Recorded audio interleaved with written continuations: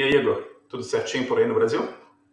E aí, Marcelo, tudo certo e por aí? Como é que estão as coisas? Tá tudo bem. Obrigado aí você no sábado aqui tirar um tempo para conversar comigo. Você está em São Paulo. Ô, Uhum. Igor, antes da gente ir um pouco mais à frente aqui, faz uma apresentaçãozinha rápida, conta para nós aqui quem é você e o que que você faz hoje em dia. Tá bom. Então, prazer, pessoal. Meu nome é Igor Costa. Atualmente eu moro em São Paulo, mas sou nascido em Petrópolis, no Rio de Janeiro. Atualmente eu coordeno a área de jornalismo de dados da Globo e sou mestre em sistemas e computação e ciência da computação pelo Instituto Militar de Engenharia, com foco em inteligência artificial.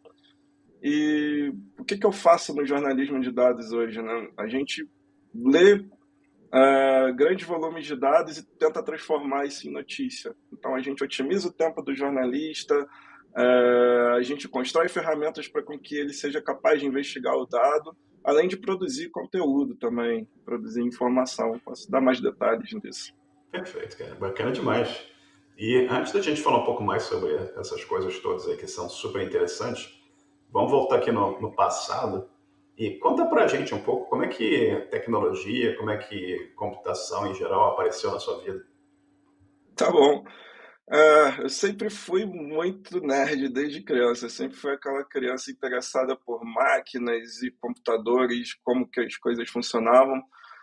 E eu não tinha muito recurso, né? Eu venho de uma origem bem humilde, então minha mãe, depois de muito tempo, ela conseguiu juntar muito, ali com muito esforço, dinheiro para comprar um primeiro computador na época.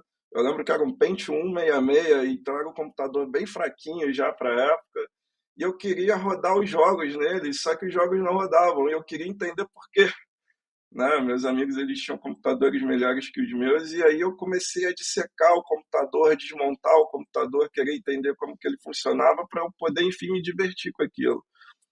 E eu tinha recursos muito limitados ali e eu acabava me divertindo com algumas coisas que tinham ali de software dentro dele ali, que eram um pouco mais técnicas. Então, eu pegava todas as configurações do computador e acabava entendendo o que que era um byte, um kilobyte, devorava livros e revistas sobre o assunto, até entender mais ou menos como que computadores funcionavam, né? Mas eu nunca imaginava, quando era criança, trabalhar com aquilo.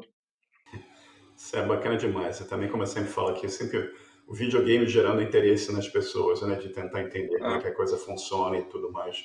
E conta pra gente um pouquinho como é que foi o teu ensino básico. Você é mais um petropolitano aqui da terra do uhum, Jonathan, né? E você aí perto isso. do Museu Imperial, uma coisa tão bacana que tem em Petrópolis também. Como é que foi teu ensino básico? Como é que foi o ensino básico, o ensino médio, até a tua chegada à faculdade? Teve algum tipo de exposição à computação, à tecnologia, ou não teve nenhum tipo de exposição? Sim, é legal você mencionar o Jonathan, porque a gente estudou junto desde o jardim da infância até o mestrado e ele teve muita influência nisso. É, a gente, quando estava no ensino médio, ele já tinha a ideia de ir para a área de programação e eu queria ser piloto de aviões. Então, mas como eu disse, né, a gente não tinha recurso para isso e ele queria estudar numa faculdade que a gente fez em Petrópolis, que na época se chamava IST, hoje ela se chama FATERJ, mas do lado tinha um Laboratório Nacional de Computação Científica que oferecia algumas bolsas de iniciação científica e ele me contou sobre algo que havia lá sobre computação quântica. No dia que eu ouvi esse termo, computação quântica, eu não dormi. Eu fiquei fissurado, eu fiquei assim, meu Deus, o que é isso? Eu preciso descobrir o que é computação quântica. Eu vou entrar lá e vou entrar nesse programa de computação quântica.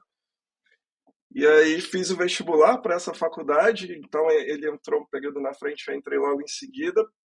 E, e aí foi meio que sorte do destino, posso dizer assim, para ter entrado nesse programa, porque eu falei, eu preciso me destacar, né? No primeiro, eu nunca tinha programado nada formalmente, tinha alguma noção ali, sabia o que era o if else, sabia mexer em algumas tags HTML, mas aí eu tive um contato formal ali com programação e algoritmos, e aí eu dei minha vida ali no primeiro período, e aí, enfim, acabei virando monitor já no segundo período, monitor de turma. Foi onde eu falei, agora eu já tenho que tentar entrar nesse programa de computação quântica, e eu dei sorte de ser monitor do filho do pesquisador na É época. sensacional. E aí eu fiquei pensando assim, meu Deus, como que eu vou conseguir falar com o pesquisador? Era o professor Renato Portugal, ele é referência em computação quântica, e acabei sendo monitor do filho dele. Ele falou, olha, meu pai quer conversar contigo lá no laboratório. E aí, enfim, consegui entrar para esse mundo desse jeito. Então, o teu aluno deu uma recomendação para o pai dele que você conseguiu entrar na área que você queria. Sensacional, né? Que as coisas do Uhum. universo conspira em seu favor, né? Foi total. E eu agradeço aqui também ao Jonathan pela recomendação, que foi ele que recomendou você aqui para a entrevista. E vamos. Um beijo pro John. Sensacional, muito, muito bacana.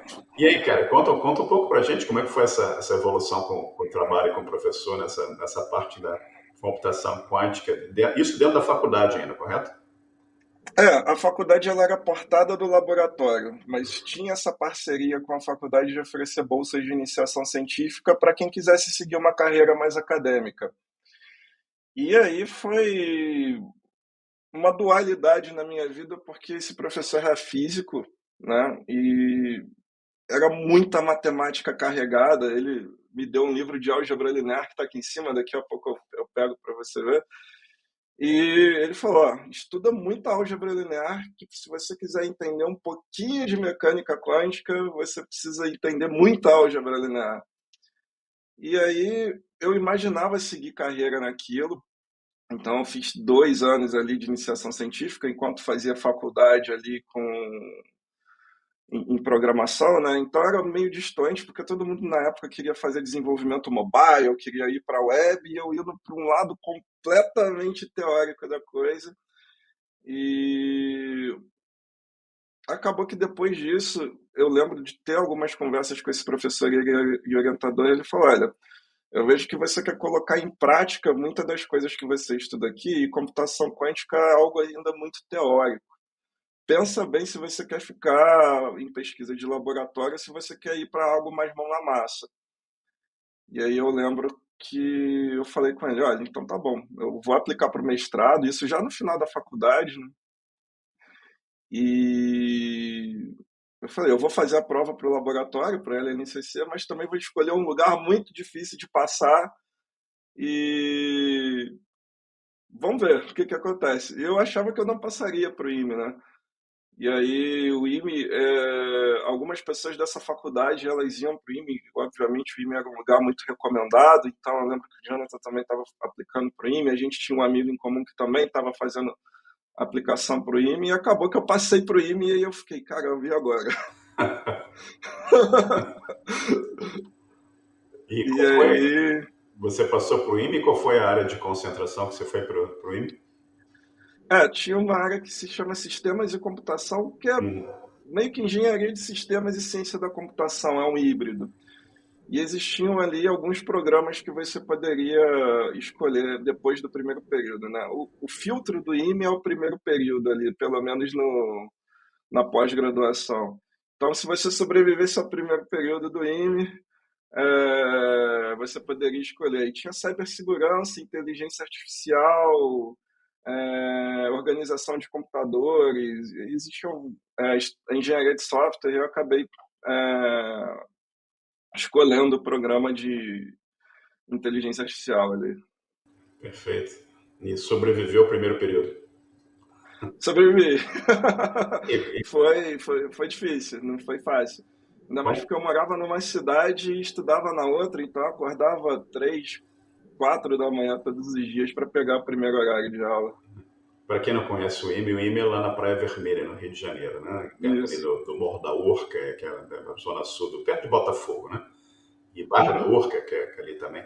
E você morava em que Nossa, cidade? Você maravilhoso. morava, você morava fora do Rio? Eu morava em Petrópolis ainda. Estava em Petrópolis. Uma hora de um Isso. trânsito bom, uma hora pelo menos para chegar ali ou mais. Né? De madrugada rapidinho, né? Uhum. Tipo 1 hora e meia, mas se eu demorasse 1 hora a mais para sair de casa, eram 2, 3 horas de trânsito fácil. Tinha que acordar que hora para chegar lá? Eu costumava acordar umas 3h30, 4 da manhã, para chegar lá às 7. Sangue nos olhos. Era, tinha que ser. Né? Sangue nos olhos. E conta pra gente como é que foi o mestrado. Você falou aqui na biografia que você mandou para mim que você trabalhou com desenvolvendo um framework chamado Max, né, que acho que gera alguma coisa relacionada a machine learning, aprendizado de máquina, como a gente fala em português. Né? Conta um pouquinho pra Sim, gente como é que sim. foi o mestrado, como é que foi esse trabalho de aprendizado de máquina e esse framework também que você trabalhou. Eu acho que isso foi um divisor de águas na minha vida. Acho que foi a virada de chave onde tudo começou a dar muito certo para mim. E acho que casa muito bem com aquilo que você disse, que o universo conspira a favor, né?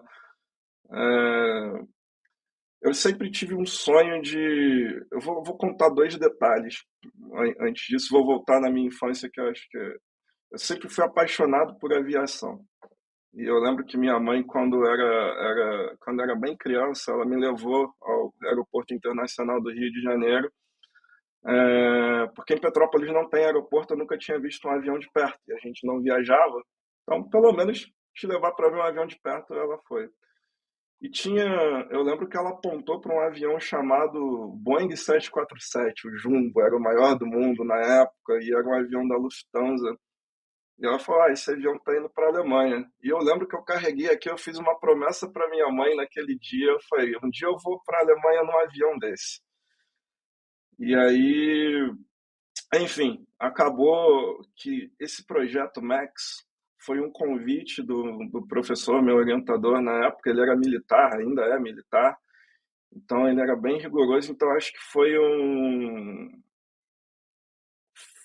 alguém que me ensinou a ter disciplina de verdade na vida, sabe? Até ali eu me esforçava muito, mas como ele era militar, eu aprendi muito sobre algumas coisas que foram necessárias para conseguir sair do outro lado ali com ele.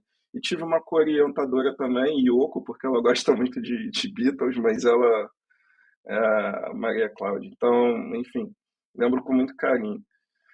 E esse Max Framework era uma parceria justamente do IME com egressos que foram estudar na Alemanha. Então, na época, essa coisa de machine learning, big data, na época se falava sobre muito data mining ainda, estava muito incipiente, ainda não tinha muitas ferramentas consolidadas, ainda estava tudo muito no campo acadêmico.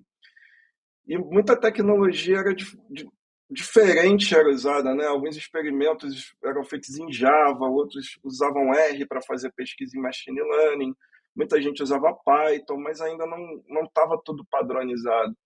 E o Max era uma ideia de fazer com que as tecnologias fossem interoperáveis. Então, por exemplo, um pesquisador utilizando machine learning para fazer predição de câncer de mama, né? E aí ele estava fazendo os experimentos em Java e queria compartilhar com uma outra universidade, mas a universidade estava usando Python. Como que eles interoperavam aquilo? E o Max era justamente para fazer com que as tecnologias se conversassem. Muito interessante, cara. E você foi na Alemanha? No Boeing 747. Sensacional.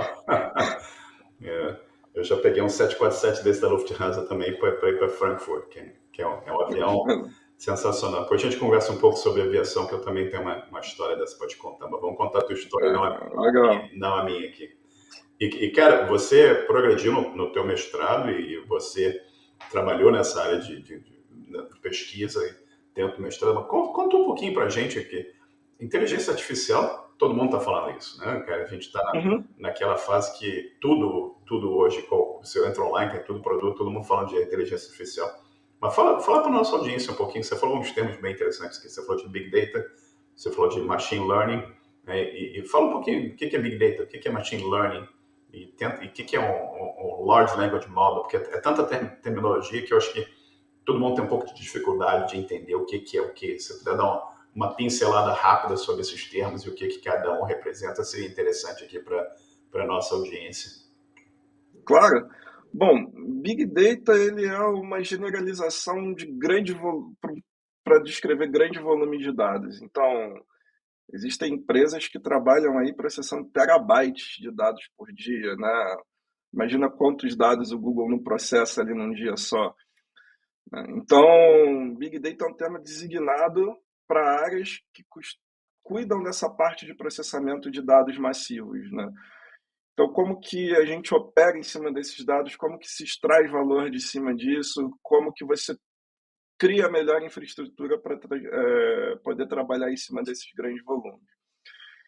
E machine learning, vou dar uma definição um pouco mais formal, que é quando computadores aprendem sem serem explicitamente programados, né? E mais formalmente falando, é quando uma máquina aprimora o desempenho dela numa determinada tarefa e ela tem a capacidade de medir aquele desempenho. Então, ler imagens, né? Classificar lá se é um gato ou se é um cachorro. Então, você ensina a máquina a fazer aquilo, você consegue medir a performance dela. E onde que Big Data entra nisso, né? Porque tudo disso precisa de dados. E a inteligência artificial, ela só funciona se você alimentar a máquina com um grande volume de dados para ela aprender os padrões daqueles dados. Para parte do treinamento que tem que acontecer, né? Sem um grande Isso. volume de dados, você não tem como realmente ter o background para poder aprender o que precisa ser aprendido. Isso. Eu só ia comentar aqui exatamente isso, né? Você usou um termo interessante, treinamento, né? A parte de treinar o modelo é justamente quando você alimenta o modelo com dados e ele entende o padrão entre esses dados, né? Então você pode jogar imagens, você pode jogar áudio, você pode jogar texto, né? E aí ele consegue identificar as estruturas que fazem com que aqueles dados representem padrões e ela passa a aprender esses padrões. E como é que foi? Você fez o seu mestrado e você eventualmente foi para a indústria, né? Você não foi fazer um doutorado, não continuou na área acadêmica. E como é que foi a tua transição Uhum. para a indústria? Onde é que você foi trabalhar depois do mestrado? Conta um pouquinho para gente. Tá bom. Era numa época ali, 2016, eu estava terminando o mestrado, terminei em 2017, né? Mas eu estava com a ideia de fazer doutorado porque eu queria me mudar na época para a Alemanha, porque eu estava trabalhando ali com as universidades parceiras, tinha alguns professores em que eu já estava em contato, né? E foi o balde de água fria, porque eu passei para as universidades que eu apliquei, né? Duas universidades que foram Leipzig e Paderborn, e a ideia era continuar fazendo essa pesquisa envolvendo machine learning e web semântica na época. Que o Max usava a web semântica para você fazer essa interoperabilidade, né, de ferramentas. Então, depois eu posso explicar um pouquinho melhor o que é web semântica. E só que era uma época em que, como houve essa transição de governos, as bolsas, né, de CNPq, CAPES, elas foram drasticamente reduzidas. Então, se eu tivesse aplicado um ano antes, eu teria ido. No ano que eu fui, apesar de eu ter sido aprovado pelas universidades, né, o governo virou e falou: olha, não tem dinheiro aqui para dar para você ter a sua bolsa lá de doutorado. E aí eu falei, tá, então eu vou na marra. Então, vou procurar alguma vaga dentro do mercado. E eu já tinha uma experiência ali com Python, porque eu fazia alguns freelances para ganhar uma grana extra, trabalhando com Django, fazendo desenvolvimento back-end. É, e tinha uma consultoria na época no Rio de Janeiro que ela queria vender alguns projetos para a Petrobras. E eles precisavam de alguém que entendesse de Python, mas também sabesse programar é, algo mais voltado ali para aprendizado de máquina, né? Estavam trabalhando com processamento de imagens. E aí foi onde eu caí no meu primeiro trabalho, né? Foi numa consultoria chamada Future. Bacana, bacana demais, cara. E novamente, as coisas vão acontecendo, o universo vai conspirando, né? Você vai indo no caminho que você tem que ir, né? E como é que foi essa evolução profissional? Como é que você foi daí para DOTS? Ou como é que foi a tua evolução profissional nessa área? Não, até chegar na DOTS levou um tempinho.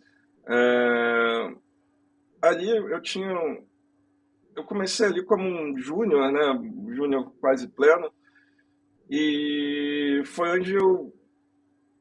Era uma consultoria um pouco diferente, porque como ela estava querendo vender um produto, eu cheguei na fase de desenvolvimento do produto e eu não tinha muito contato com o cliente. Certo. Então, era meio que eu me sentia como se eu estivesse fazendo uma extensão da academia, porque na época meu chefe era doutor, então ele entendia muito do que ele estava fazendo. E a gente desenvolveu o produto. E foi muito legal, vale mencionar, porque na época eu trabalhei com um geólogo, porque a ideia era um produto que pudesse prever ali não eram tomografias, né, mas eram como se fosse ressonâncias magnéticas Uhum. feitas do solo, Certo. né? E aí a ideia era que você pegasse esses dados ali de sonares que mapeavam o solo em 3 dimensões e onde ele tivesse o melhor ponto de fissão ali, justamente para não desgastar tanto brocas e equipamentos de perfuração para extração de petróleo. E aí eu e esse geólogo a gente treinou o modelo, né, na época usando o TensorFlow. Então era tudo muito acadêmico, né? Era um geólogo, era um chefe que já tinha doutorado, então foi meio que eu me senti, eu já estava no mercado, mas o ambiente tinha muitos acadêmicos ali. Certo.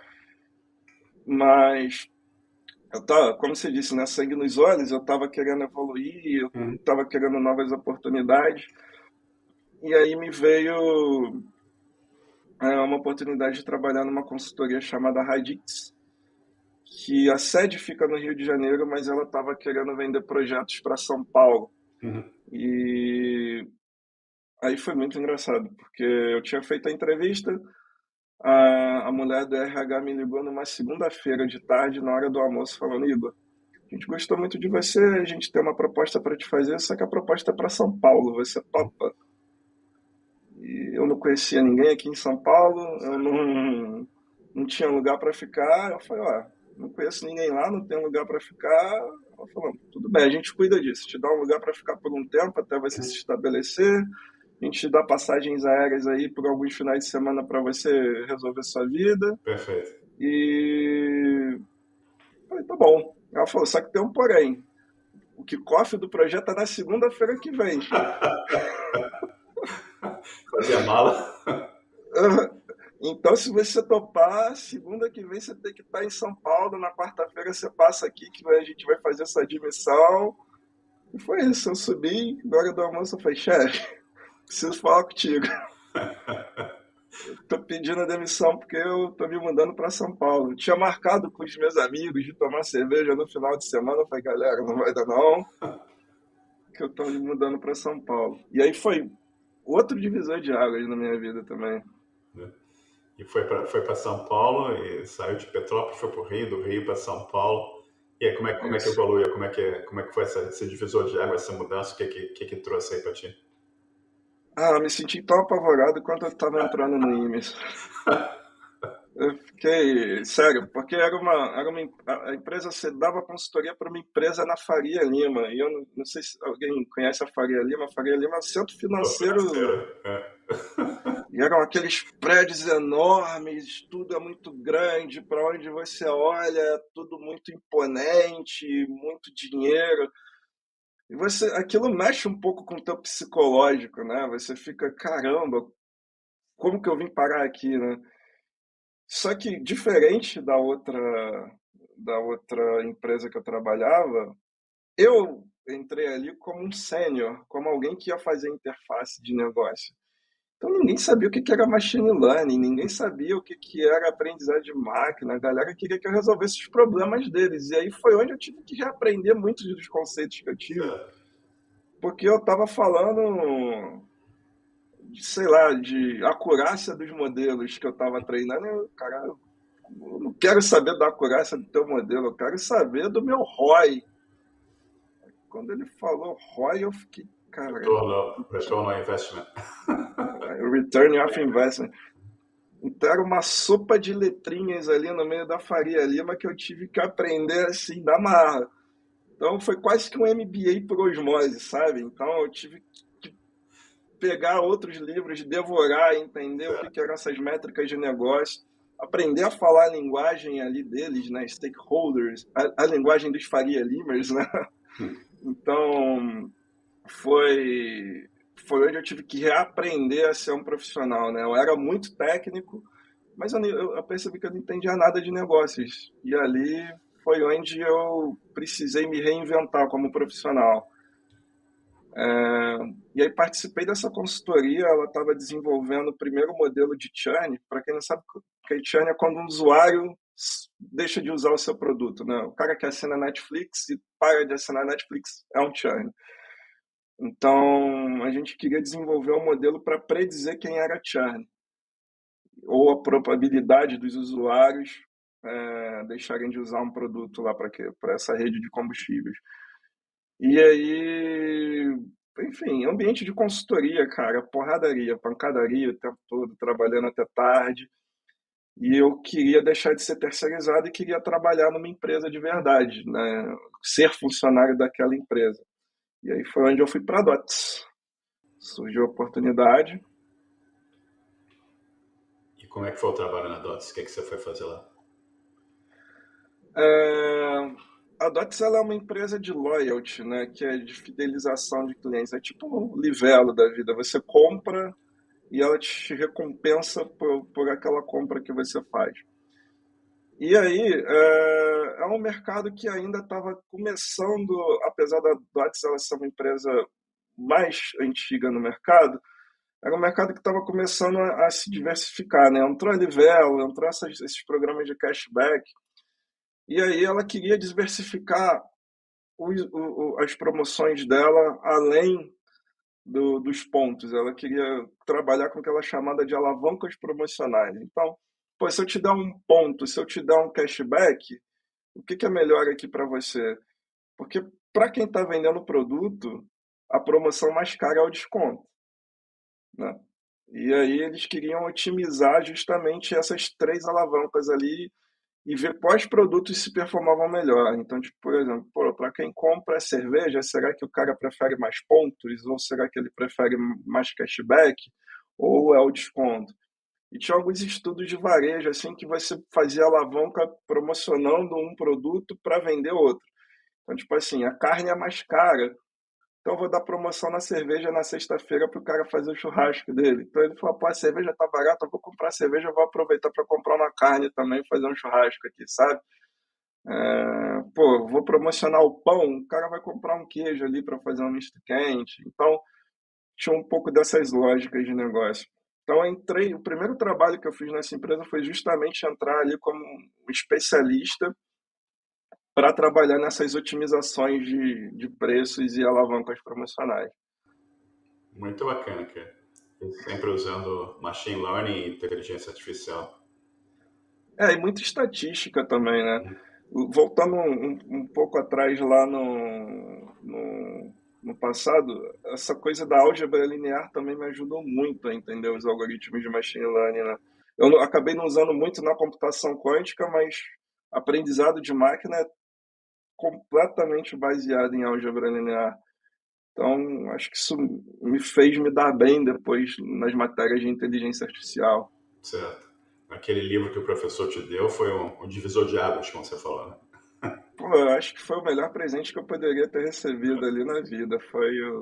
Se não fosse esse livro, talvez eu não teria chegado na metade do caminho que eu cheguei hoje. Muito legal, cara. E o interessante também, a gente fala, né? Você está aqui falando das tuas origens e da importância que a educação teve na tua vida, né? A importância que os professores Uhum, tiveram na tua vida, que livros tiveram na tua vida. Que é aquilo que a gente fala, né? A educação como ferramenta de transformação. Você falou no começo aqui que você veio de uma origem mais restrita financeiramente, né? Mas que isso uhum. tudo alavancou uma série de. O acesso que você teve à educação acabou alavancando uma série de oportunidades e de transformação na tua vida, de melhoria, né? E aí, Sim. você foi da DOTS para o Globo? Como é que foi isso? Ainda teve um passo aí no meio? Ou como você foi da DOTS para o Globo? Teve novamente que falar, voltar na hora do almoço e falar, chefe, tô indo pro próximo aqui, né? Não, foi um pouco. Na DOTS eu tive ali. Foi uma grande escola, tá? Porque a DOTS ela passou por um momento em que eu tive que aprender a ser líder. Assim, existem etapas em que você aprende é, marcos importantes na vida, né? Então, eu diria que quando eu me mudei para São Paulo, eu aprendi a falar com gestores.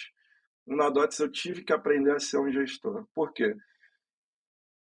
Quando você vem de áreas muito técnicas, é, você costuma focar muito na tecnologia.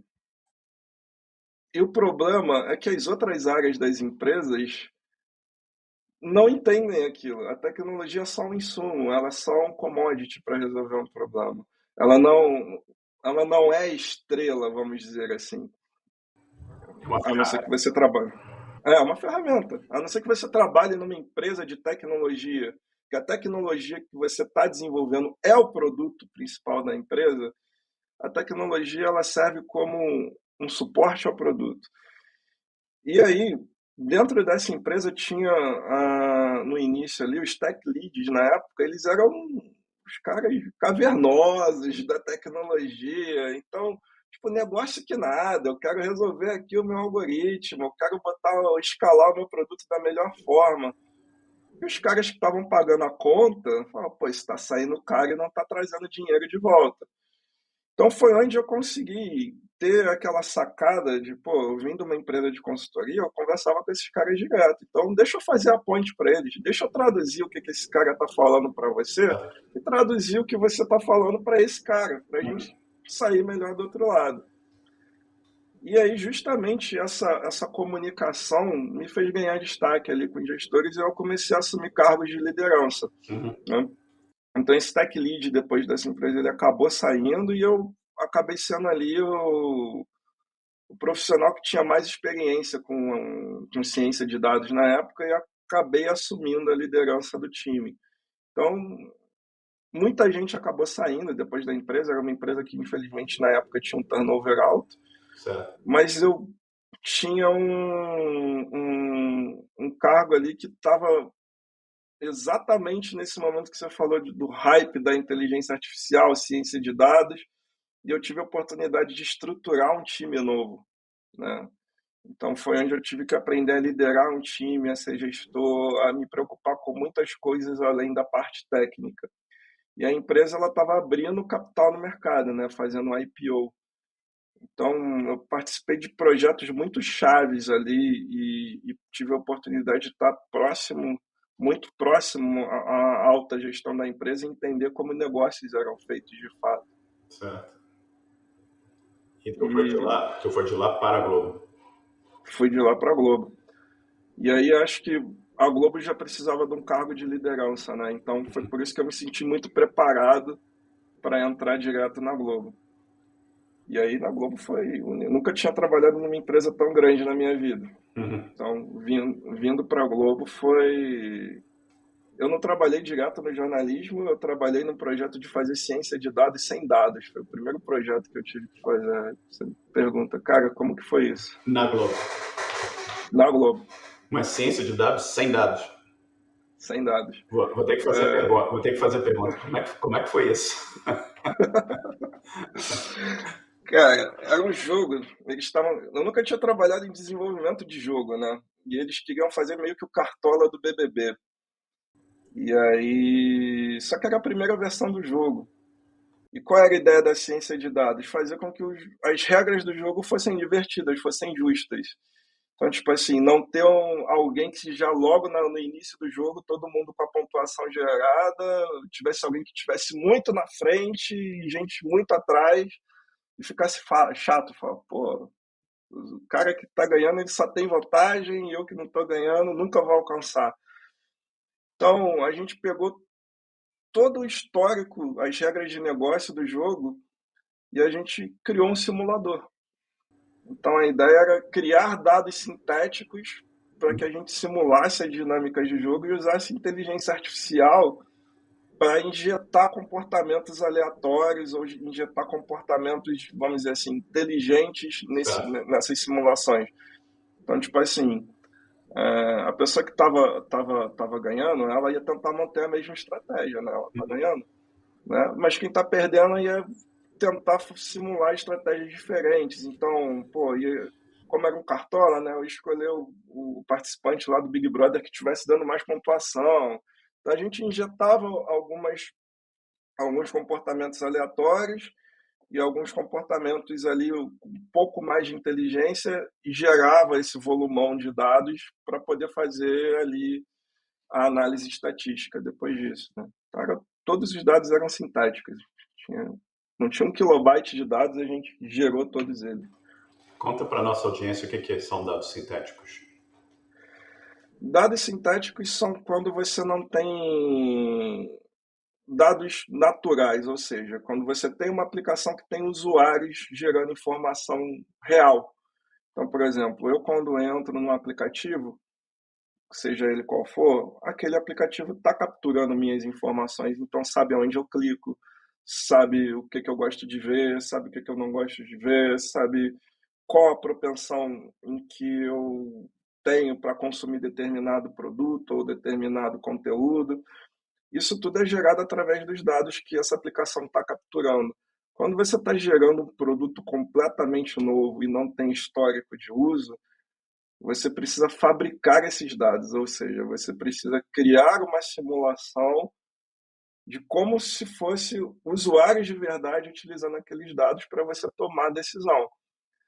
Isso serviu muito para calibrar ali as dinâmicas de jogo, né? Porque o negócio tinha estruturado um game design completamente diferente e a gente falou, olha, dada essa simulação aos dados que a gente gerou aqui de forma sintética, isso vai fazer com que seu jogo fique enfadonho, fique chato e a galera não vai jogar. Então, o legal foi depois de ver que as simulações que a gente fez e depois dos usuários terem jogado, os dados estavam muito próximos. Então, os dados sintéticos ajudaram muito a calibrar ali o sistema e depois quando a gente teve dados orgânicos, eles estavam muito similares.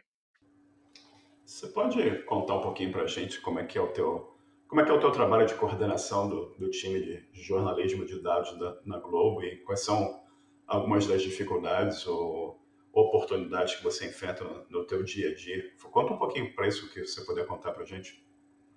Claro. Então, depois, só para. Estava falando de BBB, como que eu fui cair no jornalismo, né? Só para dar um contexto. Esse projeto, esse projeto do Big Brother, ele foi um desafio tão grande que na época meu chefe virou e falou assim para mim, cara, se aguentar a pressão muito bem, eu vou te botar onde tem pressão. Pressão. É, e eu fui cair para coordenar o time de jornalismo de dados nas eleições de 2022. Lula contra Bolsonaro, uma polaridade imensa. Que delícia. E a Globo no meio da Volume de guerra, dados né? absurdo.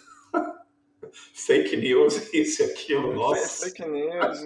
E a Globo, cara, ela tinha um alvo nas costas, né? Então, a Globo, ela sempre sofreu uma certa hostilidade ali. Uhum. Então, não podia ter erro, não podia ter atraso nos prazos por conta da. Você tem as eleições, você não vai virar para o TSE e falar, pô, dá para fazer semana que vem, não?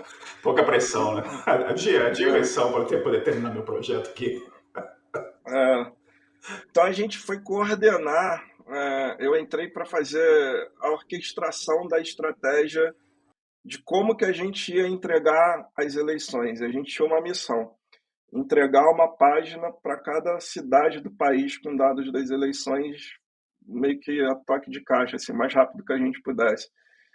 Só que a gente não ia fazer só texto, a gente ia fazer vídeo também. Eu nunca tinha trabalhado com renderização de vídeo. Então, assim, não era, eu já não estava mais trabalhando só com ciência de dados, eu estava coordenando a equipe de dados inteira. Então, tinha engenheiro de dados, analista de dados, tinha ali, eu tinha que conversar muito com jornalistas para entender muito. Tive muito auxílio desse chefe, né, que foi o Thiago. Então, ele me ensinou muita coisa ali, porque ele é um excelente gestor, ele é um excelente estrategista. E ali eu não teria conseguido sem o auxílio dele, mas foi onde eu tive que colocar. Aprendi a ser líder na empresa passada, ali eu tive que colocar tudo que eu aprendi em prática, né? Certo. Então, organizar prazos, entender quais eram as demandas e montar toda a estrutura de dados, toda a engenharia, toda a ciência de dados necessária para poder fazer com que, na noite das eleições, todo mundo pudesse ver a votação da sua respectiva cidade ali.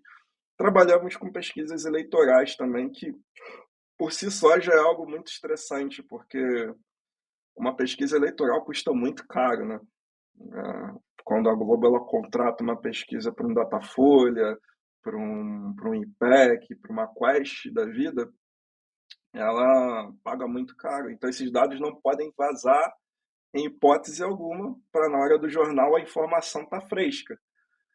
Então, a gente teve que trabalhar também com uma segurança desses dados muito forte, trabalhar na segurança dos acessos, trabalhar ali quem deveria ter as credenciais. Então, a gente cuidou do ambiente todo das eleições, né, em 22, nesse ano também.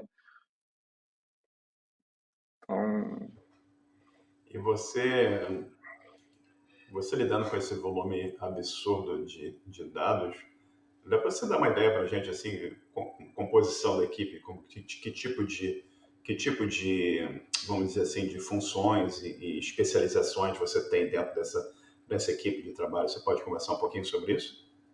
sim, somos 4 cientistas de dados contando comigo. Eu não faço só a parte técnica, eu volto e meia, atuo mais como arquiteto de soluções em ciência de dados quando preciso. E ali tem os desenvolvedores para isso. 4 engenheiros, sendo que um deles são 4 engenheiros muito bons, aí eu tenho que pagar um próprio meu time, né? Mas tem ali um deles que é tech lead e ele também trabalha ali arquitetando as soluções. É, DevOps, que é a pessoa que cuida da infraestrutura e vai saber que isso, tudo que a gente está desenvolvendo, todo esse volume de dados, todos os algoritmos que a gente monta, os pipelines, vão ter suporte, vão conseguir ter escala. Então, tem essa pessoa de DevOps que cuida dessa infraestrutura e um analista de dados que constrói as visualizações ali de dados e entrega ali algo um pouco mais mastigado para o negócio, né, para o jornalista poder ver acesso às matérias, poder ver se o assunto está quente, é, tudo que o jornalista precisa consultar de dados rápidos, esse analista entrega ali para ele. Você falou para mim um pouco sobre que você está trabalhando com é, um pouco de MLOps, né, Machine Learning Ops, Uhum, você está trabalhando em cima de modernização de pipelines de dados e liderando iniciativas que utilizam modelos de linguagem de máquina de larga escala, né, que é o tal do uhum, LLM, né, Large Language Models, para aprimorar e potencializar a produção de conteúdo jornalístico. Dá para você uhum. explicar um pouquinho a área de TI em geral já tem um monte de sopa de letrinha, a área de inteligência artificial tem mais sopa de letrinha ainda. O que é MLOps? O LLM, a gente falou um pouquinho mais cedo aqui sobre LLM, treinamento desses modelos e tudo, e pipelines. Dá para você contar um pouquinho para a gente como é que essas coisas se encaixam? Machine Learning Ops, Pipelines, LLM, volume Big Data, como é que esses pedaços do Lego, né, se você for pensar assim, é um grande Lego, como é que eles encaixam? Claro, vamos dissecar cada um deles agora, né? Acho que vou começar pelos papéis de cada profissional, né? O engenheiro de dados, ele é responsável por transformar o dado bruto em algo utilizável. Então, a gente pega muitos dados de muitas fontes externas, por exemplo, do governo, né? Porque o jornalismo demanda com que a gente audite ali algumas informações governamentais. Então, tipo assim, a gente pega dados do IBGE, a gente pega dados do TSE, a gente pega dados da Anvisa, a gente pega, enfim, dados do Senado, da Câmara da Câmara Legislativa, né, do Senado e da Câmara dos Deputados. Então, todos esses dados, eles vêm de formas muito distintas, muito diferentes, né? Eles precisam ser atualizados.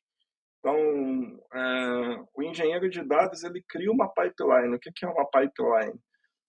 É um fluxo com que esses dados passam até eles estarem prontos para serem consumidos por alguma ferramenta.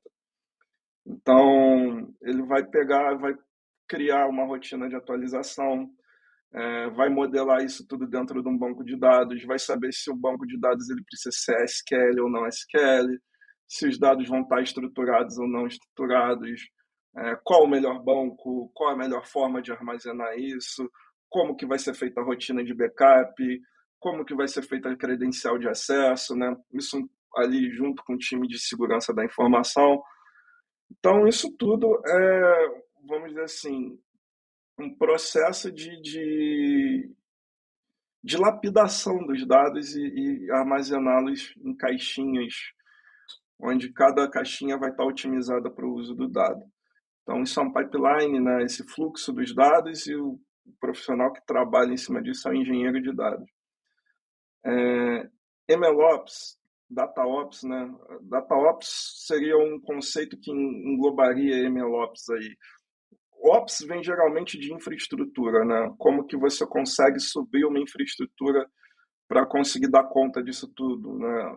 Infraestrutura de rede, infraestrutura de máquina, se a gente vai subir um cluster de máquinas para conseguir processar aquele grande volume de dados. Então, a gente trabalha com infraestrutura como código, né? Como muita gente já deve falar, tipo Terraform, esse tipo de infraestrutura, dentro da nuvem. Então, esse profissional DataOps, MLOps, né, ele vai pegar todos esses pipelines e vai conseguir arquitetar a infraestrutura em cima disso. E ela tem que ser replicável, tem que seguir uma série de boas práticas para que a gente tenha controle ali em cima disso e saiba que, tipo, a infraestrutura ela não vai sofrer nenhuma degradação enquanto esse produto está rodando. Isso serve tanto para machine learning, né? O DataOps é um pouco mais genérico, mas machine learning tem pipelines também. Eu pego o dado, eu crio um dataset de treinamento, eu crio um dataset de validação, eu crio meu modelo. Então, o MLOps ele vai cuidar dessa parte de quanto tempo esse modelo precisa ser retreinado, né? Quando esse modelo for retreinado, para que os dados estejam frescos e a performance dele se mantenha alta, quanto de máquina eu preciso para fazer esse treinamento? Tem algum custo que eu poderia otimizar? Eu estou usando muita GPU e não precisa de tanto? Ou ao contrário, esse modelo aqui, com esse volume de dados, nesse mês está rodando legal, mas mês que vem, que é eleições, você vai precisar de mais GPU para estar alocado aqui dentro. Então, o MLOps ele cuida dessa operação dos modelos que já estão em produção. E o cientista de dados ele é responsável por desenvolver modelos. Então, você pega todo esse trabalho que o engenheiro de dados já fez, deixou o dado bonitinho, limpinho para você, sem erro, o mais polido para trabalhar, o cientista ele vai pegar e transformar naquilo em algo que seja valioso para o negócio. Então, vai transformar ele numa recomendação, por exemplo, vai prever se um conteúdo é relevante ou não. Para o jornalismo, a gente faz muito isso, né? Prever se um conteúdo para o jornalista é de fato relevante ou não. Imagina você, um jornalista, tendo que ler infinitos documentos do governo, ele se perde naquilo. Então, ele precisa da máquina auxiliando, falando, lê esse... ela classifica o conteúdo em relevante ou não relevante e entrega ali para o jornalista. E aí, para falar de LLMs agora, ou seja, modelos largos, né, Large Language Models, ou seja, modelos grandes de linguagem, eles vêm sobre o que a gente estava falando sobre Big Data, quando resolveram pegar muitos dados textuais e jogar dentro de redes neurais para ver o que acontecia, né? Então, existe um artigo muito bom que eu recomendo aí, quem tiver interesse em saber como isso tudo começou, é um artigo chamado Attention is All You Need, que explica ali a arquitetura do Transformer, né? O T do ChatGPT, eles vêm justamente do Transformer. E esse Transformer nada mais é do que o que encodifica texto em dados. Não só texto, né? Ele encodifica a informação em vetores.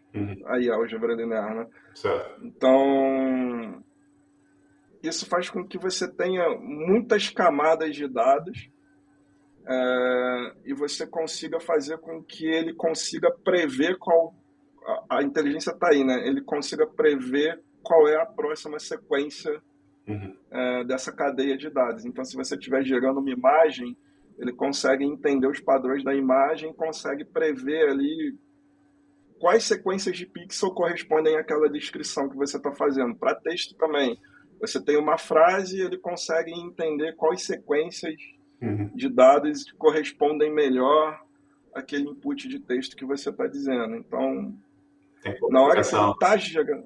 Oi? tem pouca aplicação de matemática aí, né? Porra, muita coisa. Muita coisa. É. Então, quando ele está gerando aquele conteúdo para você, ele está gerando e está fazendo uma previsão se aquilo que ele está dizendo é ok.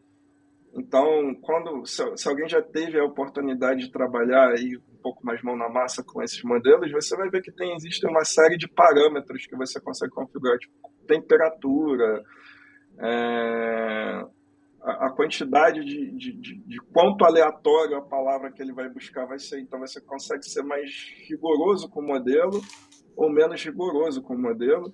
E ele, por isso que o modelo pode alucinar ou não, né? Conforme a aleatoriedade das palavras, se você dizer, não tem problema, você pode buscar num conjunto de aleatoriedade e não precisa ser rigoroso, ele vai ser criativo ao extremo. Uhum. Então, ele está fazendo predições dentro da cadeia dele que vai dizer se aquilo atende aos teus critérios ou não. Ou se você pode ser mais rigoroso. Então, tipo assim, ele vai te gerar respostas mais curtas, porém mais precisas. Então, são modelos de redes neurais muito grandes, em que eles têm aí bilhões de parâmetros, né? Você vê aí 70 bilhões de parâmetros, 300 bilhões de parâmetros, todos esses parâmetros são esses pesos que ele ajusta dentro da rede neural, e aí é onde ele consegue gerar conteúdo, porque ele tem muito conteúdo que ele parametrizou lá dentro. Uhum. Cara, isso é um universo assim absurdamente sensacional, né? E você falou sobre GPU, né? No momento que você falou sobre. Você tem toda essa matemática, toda essa análise funcionando em cima de infraestrutura, né? Que você precisa ter Uhum, storage, esse volume absurdo de dados que está processando e tem que ter armazenado em algum canto, você vai ter que ter compute power, né? Você vai ter que ter CPU e GPU, né? Você tem os Graphical Process Units aqui, né? Você está vendo a ação da NVIDIA e outras empresas dessa área indo para o céu, né? De tanta demanda que tem de capacidade de processamento. Como é que você vê a evolução da tecnologia, dessa lei, dessa camada de infraestrutura para apoiar o avanço da inteligência artificial? Porque isso só vai crescer, né? A demanda para esse tipo de serviço só vai aumentar cada vez mais e novas técnicas, novos modelos ainda mais complexos vão surgindo, né? E aí entra um pouco daquela conversa que a gente teve no comecinho aqui, quando você foi para Quantum, a tua ideia lá tua ideia não, a tua exposição a Quantum Compute, né, computação quântica, né? Como é que você vê uhum. essa evolução e como é que você vê como é que a infraestrutura também vai evoluir para suportar o que ainda vem por aí em termos de inteligência artificial? Eu acho que a gente vai estressar a lei de Moore até não conseguir mais e precisar de outro paradigma, né? Que a gente já chegou numa litografia de 3 nanômetros, acredito. E cada ano que passa você vê processadores mais robustos, GPUs mais robustos, novas arquiteturas, né? O Google tem lá o Tensor Processor Unit, que é a TPU, que é otimizado para fazer cálculo matricial e tensorial, justamente pela inteligência artificial. Tem os Neural Engines, né, que eu acho que a Apple usa nos devices dela para poder utilizar machine learning embarcado nos processadores é, dos iDevices lá, Mac, iPhone, iOS da vida. Mas para o futuro, eu vislumbro que a gente vai chegar num ponto em que a gente vai ter inteligências em que elas vão precisar dizer para vocês que elas são inteligentes. Então, assim, você vai entrar com um atendente de suporte, você não sabe se você vai estar falando com uma máquina ou com um humano. Aí eu vejo a inteligência artificial ela ficando cada vez mais fitada no cotidiano e isso vai se tornar normal.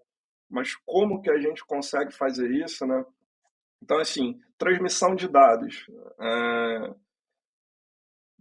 a gente vai precisar de infra cada vez mais robusta para conseguir fazer com que volumes massivos de dados sejam transmitidos no mais rápido possível, né?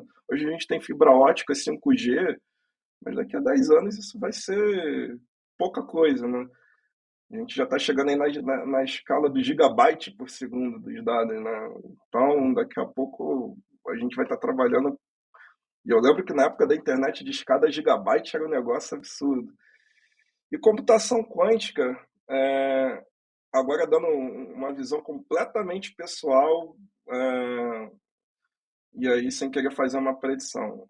Se de fato conseguirem estabilizar um processador quântico para que ele consiga processar grande volume de dados, aí vai ser uma disrupção tecnológica que a humanidade, acho que vai ser o maior advento tecnológico que a humanidade vai poder contemplar, porque para quem não sabe, um processador quântico ele trabalha com fenômenos em que você consegue processar informações que estão em mais de um estado ao mesmo tempo. É doideira, né? Mas existe aquele estado de superposição quântica e os processadores quânticos eles trabalham exatamente em cima desse conceito, que é o qubit, é um bit quântico. Ele pode ser 0 e 1 ao mesmo tempo. Então, quando você consegue processar a informação que ela está superposta, teoricamente você consegue processar todos os estados da máquina, né, de Turing, todos os estados de uma máquina de Turing ao mesmo tempo. Então você conseguiria treinar um modelo de inteligência artificial instantaneamente, né? Então imagina o poder que isso daria. Você quebraria toda a criptografia que existe no mundo hoje e você traria uma revolução absurda. Eu fico empolgado de falar isso. Vai ser bastante interessante de ver. Isso abre campo aqui para minha próxima pergunta, né? Que você está aqui trabalhando no topo da onda da tecnologia, né? Você está lidando com machine learning, você está lidando com large language models, você está lidando com tudo relacionado à inteligência artificial. Inteligência artificial engloba um monte de conceitos e ideias, né? E tem alguma coisa que você pensa em termos de tecnologia no futuro que você gostaria de trabalhar, que você não necessariamente tem disposição hoje? Como eu falei, eu gostaria de trabalhar com sistemas embarcados para aviação. Eu gosto muito de aviões, eu sou fascinado por aviação. E se eu pudesse desenvolver código que roda numa aeronave, eu acho que seria um dos auges da minha vida. Sensacional, cara. De repente, aeronaves inteligentes. É, eu acho que, assim, atividades que colocam a vida humana em risco, a IA está muito longe de tomar. Então, piloto de avião vai existir aí por muito tempo, cirurgião vai existir por muito tempo, né? Eu acho que essa área pode evoluir no sentido de você ter um assistente, né? Você, por exemplo, Uhum, um dos meus hobbies é olhar aquele programa Mayday, não sei se você já viu, de investigação de acidente de avião. E muitas vezes você tem uhum. uma situação de crise e ninguém tem ali, vão olhar o manualzinho do procedimento para ver o que o avião está caindo, o cara está olhando o manualzinho para ver o que tem que fazer. Né?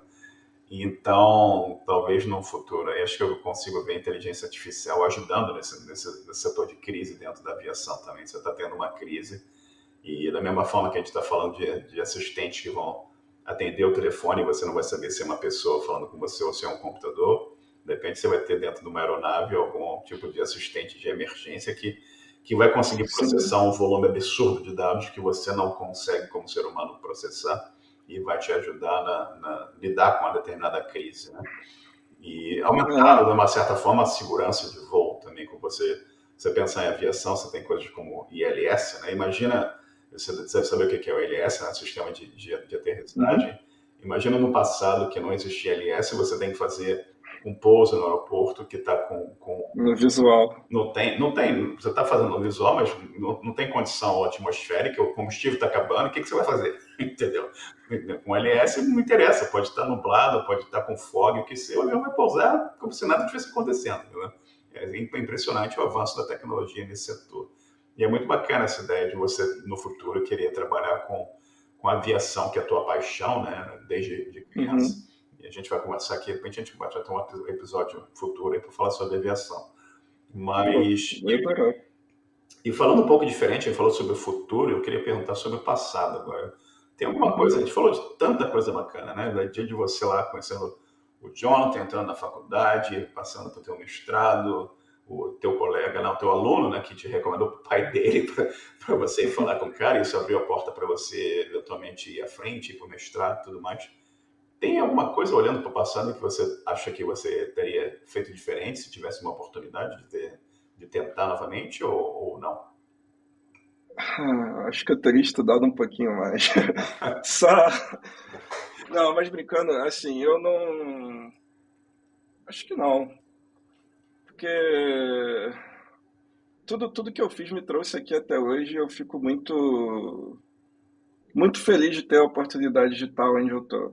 Ah, não foi fácil, mas foi por conta das decisões que eu tomei que eu consegui poder trabalhar com coisas incríveis, né? Igual você disse, inteligência artificial, Perfeito. poder estar dentro da redação de uma das maiores emissoras do mundo, trabalhando com coisas importantes como as eleições, pô, isso é fascinante. Poder ter conhecido outros países, né? Eu nunca tinha viajado para outro país até ir para a Alemanha. E eu fui justamente para esse projeto porque esse professor, Júlio César Duarte, né? Uhum. Hoje ele deve estar quase general, né? Mas na época ele era major. Então, foi um reconhecimento ali da dedicação dele que ele me entregou o artigo nas mãos e falou assim: olha, tem um projeto para você fazer que eu acho que você se encaixa bem e ele é tocado lá na Alemanha. Você topa? E eu lembro que eu não li o artigo, eu falei, topa? Ele falou, mas você nem leu? Eu falei, não tem problema. Então, as oportunidades elas se abriram para mim conforme eu via que eu ia avançando, né? Que eu estava pronto para aquilo e as pessoas já conhecem o seu esforço, parece, né? Veem que você está lutando Uhum. e eu sou muito grato pelos ombros aí que me sustentaram durante Muito esse bacana. tempo e espero que eu seja ombro para sustentar também novos talentos, novas Com pessoas que vão certeza. chegar adiante também. Com certeza. Já está sendo, com certeza.